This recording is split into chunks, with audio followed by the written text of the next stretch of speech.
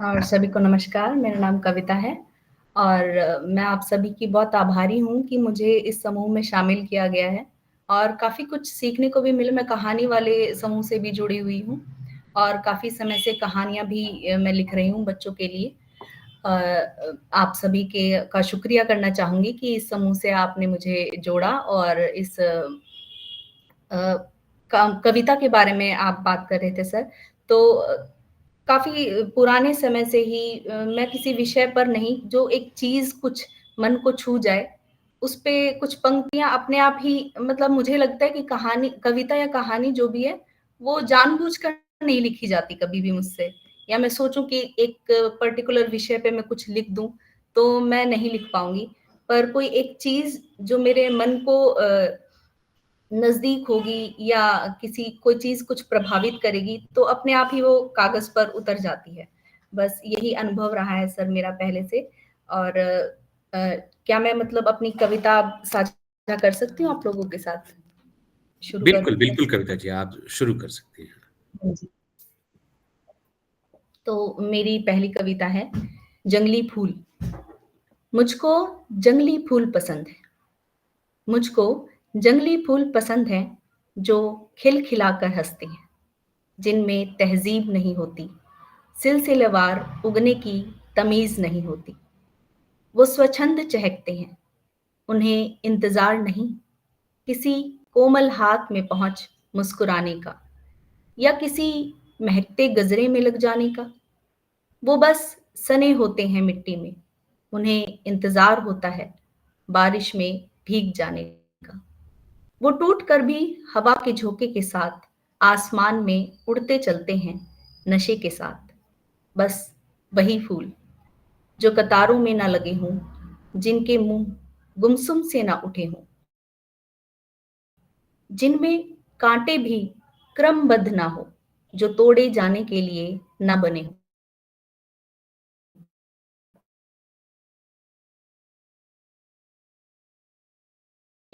धूप में डटे हों, जिनके कांटे चुभ जाएं शूल से, जो यहाँ वहाँ जहाँ सब ओर उगे हों, जो जीवित जंगल के ठहाकों में पले हों। उन्हें जरूरत नहीं खाद, पानी, माली, वो बस उग रहे हैं घने, दर्दनाक, अंधेरे जंगल की गोद में मुस्कुराते हुए।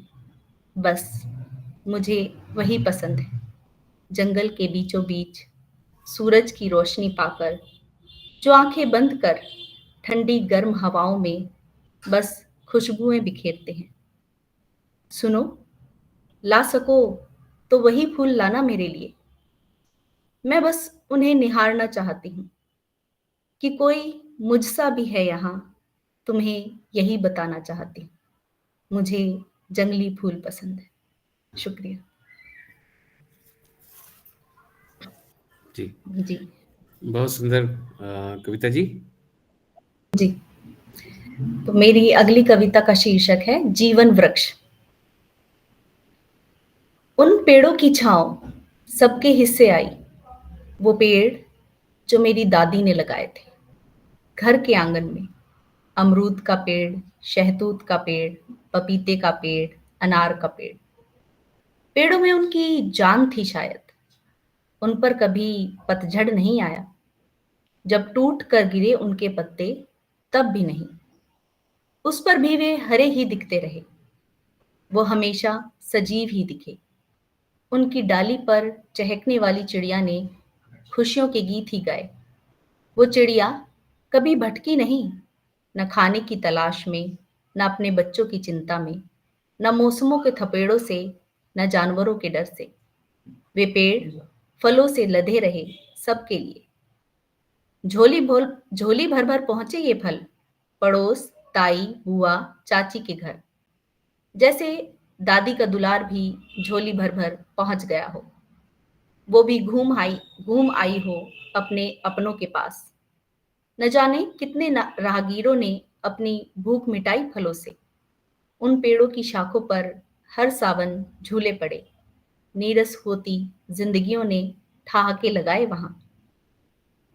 कितने ही बच्चों के बचपन की शरारतों को उन पेड़ों ने अपने फल इनाम में दिए। वो पेड़ बस देते ही चले गए, देते ही चले गए, और बस देते ही चले गए। कभी हवा, कभी फल, कभी हरियाली, कभी बचपन, कभी प्रेम, कभी छांव। लगा नहीं वो कभी बूढ़े भी होंगे। हमेशा खड़े रहने वाले वो पेड़ कभी वहां नहीं दिखेंगे जहां थे। बड़े किस्मत वाले हम कि उन पेड़ों की छांव हमारे हिस्से भी आई, वही जो मेरी दादी ने लगाए थे, जिनमें उनकी जान थी शायद, या वो खुद उन्हीं में ही थी। धन्यवाद। बहुत सुंदर। कविता का शीर्षक है आंसू अच्छे हैं। मैंने अपने बेटे को सिखाया है रो देना। जी, मेरा बेटा जानता है आंसुओं को बहा देने का सुख। मैंने कभी नहीं कहा उसे कि अच्छे बच्चे रोते नहीं, बल्कि जब भी वो रोया तो लगा लिया गले। आंसू ईश्वर का वरदान है, सबसे प्यारा तोहफा। उनका गालों पर लुढ़क जाना मुक्ति दे जाता है। जब सब शब्द समाप्त हो जाएं, तो संवाद बन आंखों में झांकने लगते हैं आंसू, चाहे पीड़ा के हो या प्रेम के। किसी किसी अथाह सागर से बूंदों का सैलाब बन उमड़ पड़ते हैं आंखों में। उन्हें रोका क्यों जाए भला? यही तो है वो हल्दी का लेप जो पीड़ा पर मरहम सा लग जाता है, और जो प्रेम की बहती नदी में गोता लगा धो डालता है खुद के होने को। आंसू बिन बुलाए कभी नहीं आते। कभी दुख बुलाता है ईश्वर को कि मेरा जरा साथ तो दो। कभी प्रेम में उमड़ता आनंद बुला लेता है ईश्वर को कि मुझ में मेरा कुछ नहीं, जो भी है सब तेरा।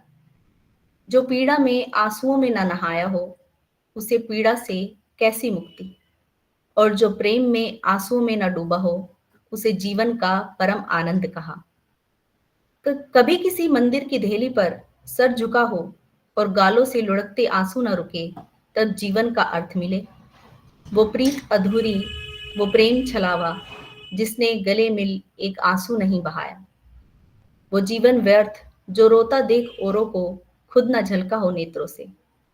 वो कौन है जो पानी की इन पवित्र बूंदों से यूं नहला देता है कि नवजीवन बरस पड़ता है। फिर सब यूं धुल जाता है जैसे सुबह की ओस से धुल गए हो पत्ते, जैसे बारिश के बाद धुल जाती है हवा, जैसे आंसुओं से धुल जाते हैं सारे दुख, जैसे प्रेम की अश्रुधारा में धुल जाता है खुद का वजूद। वो कौन है जो आंसू दिए जाता है उपहार में?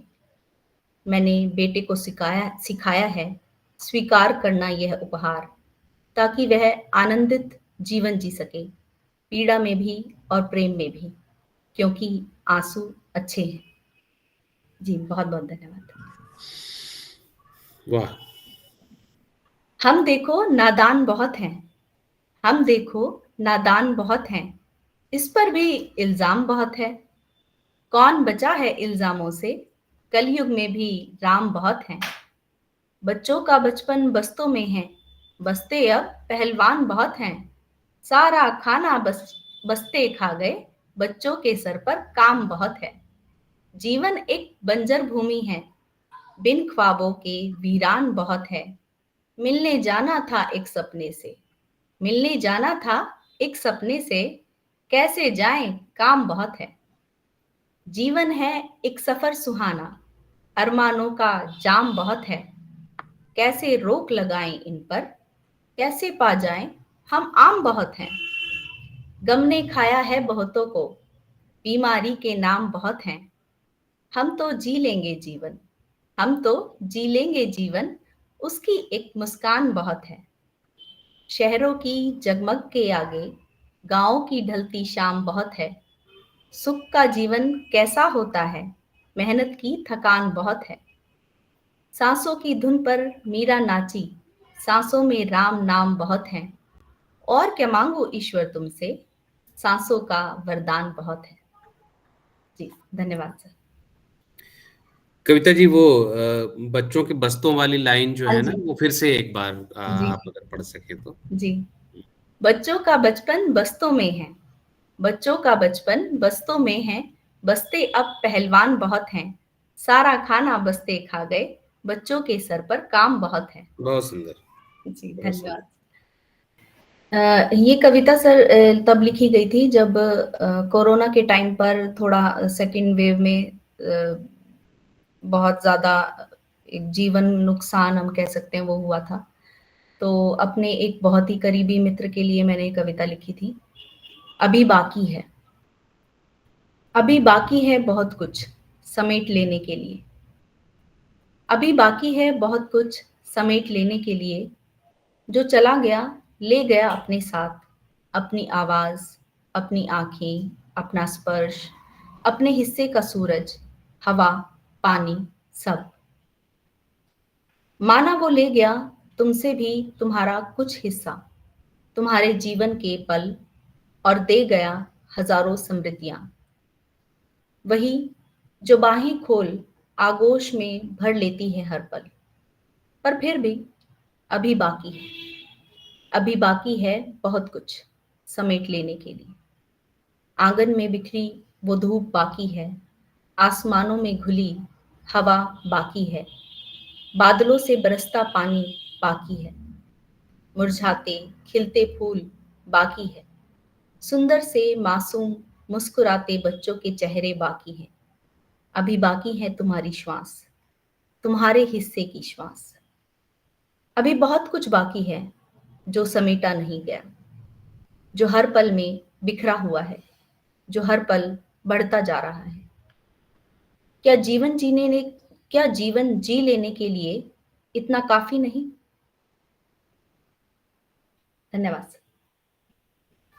बढ़िया, बढ़िया कविता जी।